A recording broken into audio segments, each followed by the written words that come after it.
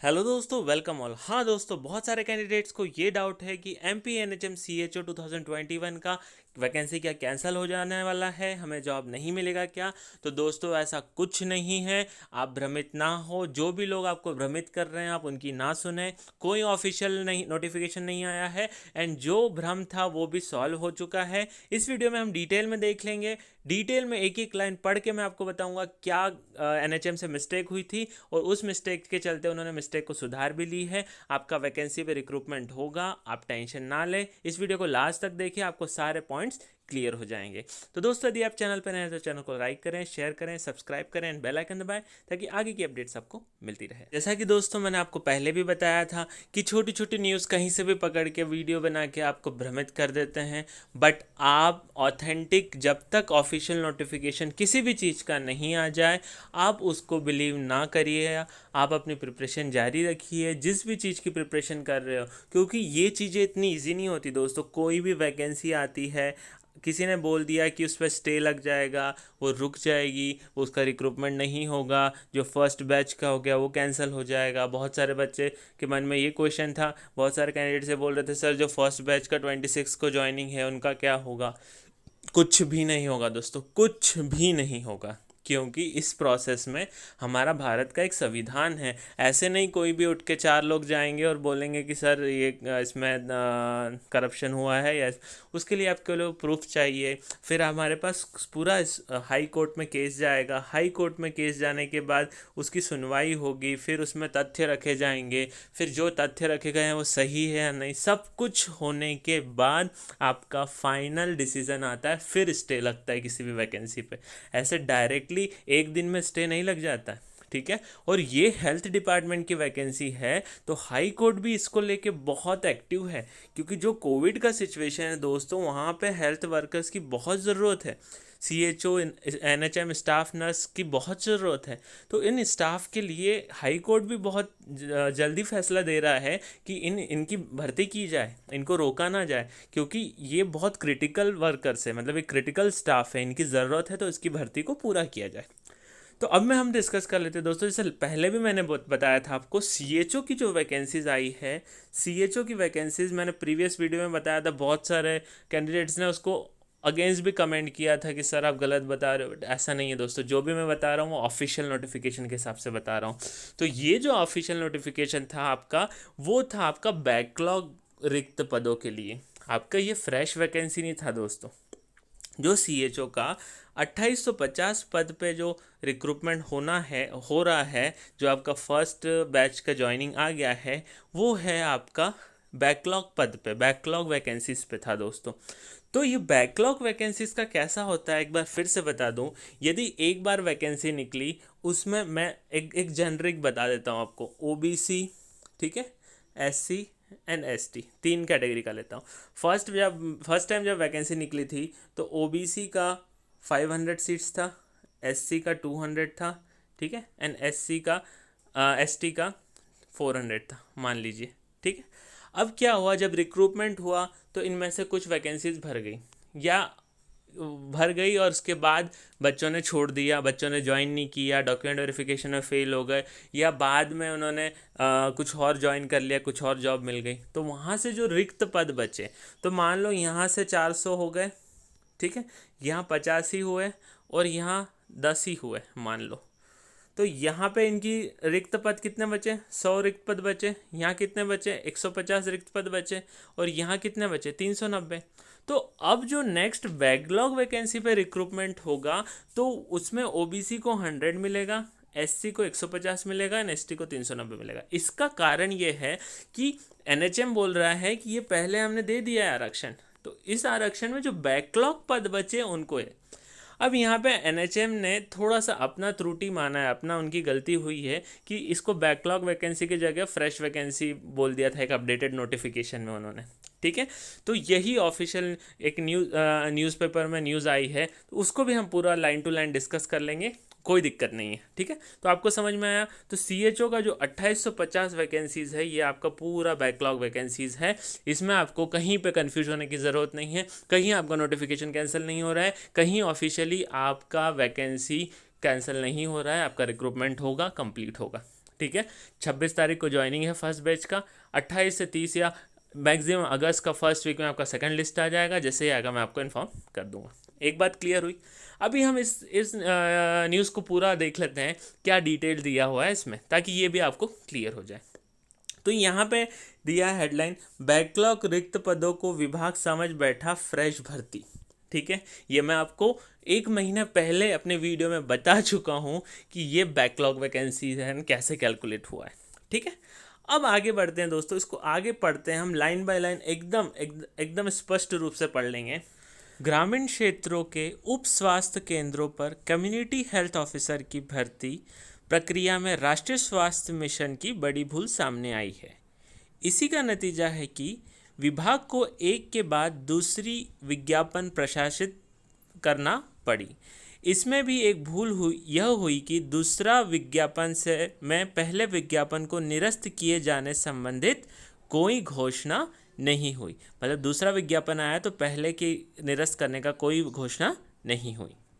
क्या किया, जो दूसरा विज्ञापन आया उसमें वो दे तो दिया, पर पहला विज्ञापन उन्होंने ये नहीं बोला कि वो कैंसिल हो चुका है। ठीक है, अब यही वजह रही कि उक्त भर्तियों को लेकर प्रदेश भर में चर्चाओं का बाजार गर्म।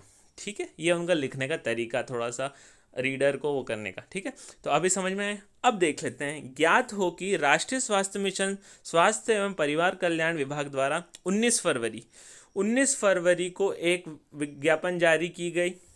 क्रमांक SN NHM HWC MP 2020-21 3251 पर जारी विज्ञापन में कम्युनिटी हेल्थ ऑफिसर पद के लिए 2850 रिक्त स्थान दर्शाए थे। बाद में विभाग की ओर से एक और विज्ञापन 13 मई 2021 को जारी किया गया। विज्ञापन क्रमांक NHM HWC 2021 8274 में पुनः आवेदन आमंत्रित किए गए, किंतु इस विज्ञापन के माध्यम से कम 2409 पद दर्शाए गए। केवल इतना ही नहीं, पिछले विज्ञापन में आरक्षित और अनारक्षित वर्ग के लिए जो आंकड़े प्रकाशित किए गए थे उन्हें भी भारी पैमाने पर परिवर्तन कर दिया गया। ठीक है, उदाहरण के लिए पहले विज्ञापन में अनरिजर्व्ड वर्ग के लिए 770 पद थे, अनरिजर्व्ड EWS के लिए 204, ST के लिए 570, SC के लिए 457 एंड OBC के लिए 399 रिक्त स्थान प्रदर्शित किए गए थे। जबकि PH के खाते में 157 सीट रखी गई। ठीक है, फिजिकली हैंडीकैप सीटें रखी गई। जब दूसरी विज्ञापन जारी हुआ है तो उसमें नई रिजर्व सीटों को घटाकर 355 कर दिया गया। अनरिजर्व, पूरा डिटेल पढ़ लेते हैं। अनरिजर्व की सीटों बढ़ा जो EWS कैंडिडेट्स के लिए 652 सीट कर दी गई, जो हमने लेटेस्ट नोटिफिकेशन देखा था। ST की सीट 947 कर दी गई, बढ़ा दी गई, जबकि SC घटकर 266 रह गई। OBC की सीटें भी घटकर 189 हो गई। उधर PH घटकर फिजिकली हैंडीकैप के लिए 49 सीट कर दी गई।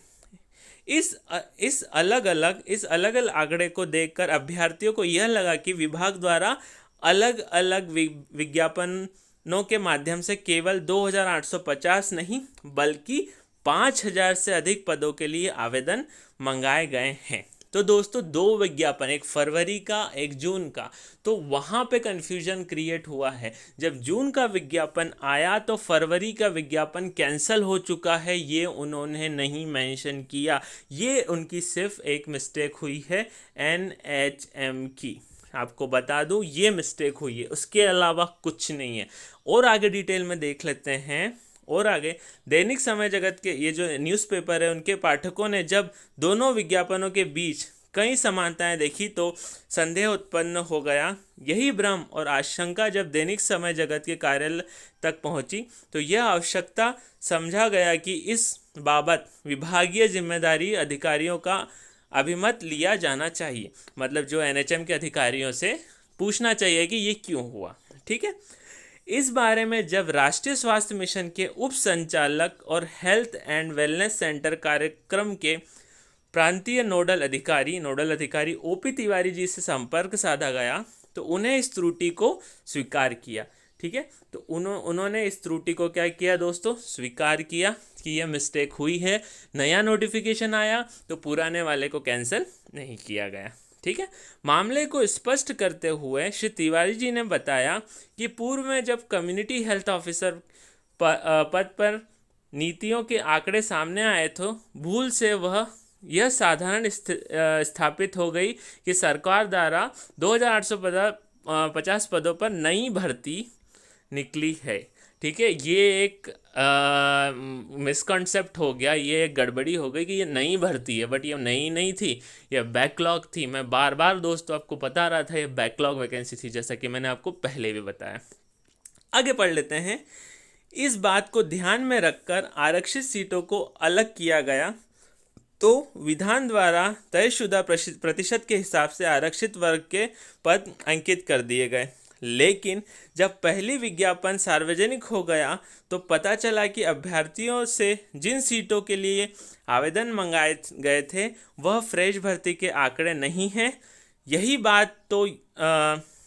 बात तो यह है कि विभाग को रिक्त रह गए अथवा रिक्त हो गए। देखो यहाँ बहुत ध्यान से सुनना, बहुत ध्यान से देखना, रिक्त हो गए या रिक्त रह गए। मतलब रिक्त हो गए मतलब दोस्तों यदि किसी कैंडिडेट्स ने छोड़ दिया, ज्वाइन करने के बाद छोड़ दिया तो रिक्त हो गए, या रिक्त रह गए मतलब ज्वाइन किया ही नहीं। तो इन दो कंडीशन में जो वैकेंसी क्रिएट हुई, ठीक है, उसमें अनारक्षित और आरक्षित वर्ग के लिए जो रिक्त सीटें हुई उसी हिसाब से उन्हें भरा जाना था। अब जिस कैटेगरी में जैसे सीट्स कम हुई, खाली हुई है, जैसे कि मैंने स्टार्टिंग में बताया, उसी तरीके से उसको भरा जाना था। ठीक है, यही वजह रही कि जब दूसरी विज्ञापन जारी हुआ तो उसमें आरक्षित और अनारक्षित वर्ग के सीटों के आंकड़े पूरी तरह से बदल गए।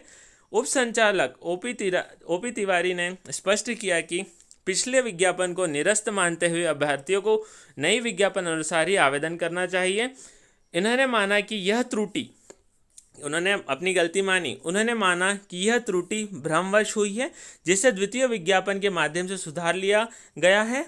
लिहाजा अभ्यर्थी को किसी भी, यहाँ बहुत ध्यान से सुनना दोस्तों, अभ्यर्थियों को किसी भी भ्रम में ना पड़ते हुए यह मान लेना चाहिए कि सीएचओ की भर्ती में एनएचएम भ्रमित हुआ है, आम आदमी नहीं। तो एनएचएम थोड़ा सा इसमें भ्रमित हो गया है, उन्होंने क्लियरली मेंशन किया है। तो आपका वैकेंसी कैंसिल नहीं हो रहा है, आपका सिलेक्शन हुआ है, आपके मार्क्स आए हैं, आपको जॉब मिलेगा। आपको बिल्कुल भी इसका टेंशन लेने की ज़रूरत नहीं है। पूरा डिटेल में मैंने आपको एक्सप्लेन कर दिया है। जो लोग आपको भ्रमित कर रहे हैं उनके साथ ना जाए दोस्तों, आप अपने कॉन्सेंट्रेट करें अपने अगले एग्ज़ाम्स पे। आपका यदि अच्छे मार्क्स आए हैं तो आपको नौकरी मिलेगी, आपको ज्वाइनिंग आ जाएगा। तो ये पूरा डिटेल्स था दोस्तों। यदि आप चैनल पर नए हैं तो चैनल को लाइक करें, शेयर करें, सब्सक्राइब करें एंड बेल आइकन दबाएं ताकि आगे की सारी अपडेट्स आपको मिलती रहे। ऑल द बेस्ट दोस्तों, अपनी प्रिपरेशन आप जारी रखें।